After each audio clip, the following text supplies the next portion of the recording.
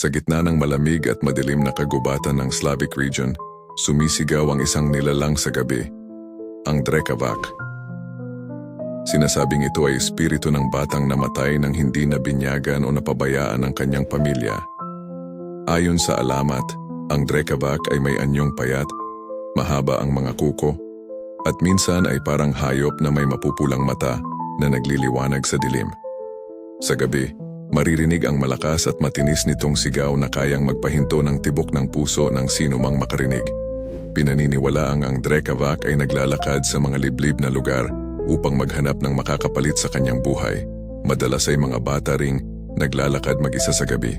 May mga kwento na nagsasabing kapag nakita mo ang Drekavac, magdadala ito ng kamalasan o sakit sa iyong pamilya, kaya't iniiwasan ito ng mga tao. Ang pinagmulan ng alamat ay maaaring nag-ugat sa mga totoong insidente ng pagkawala ng mga bata sa mga baryo noon na binigyan ng paliwanag ng takot at paniniwala. Sa iba't ibang bersyon, ang Drekavac ay minsang inilalarawan bilang isang espiritu na nagbabago ng anyo mula sa hayop hanggang sa tao upang linlangin ang mga biktima nito.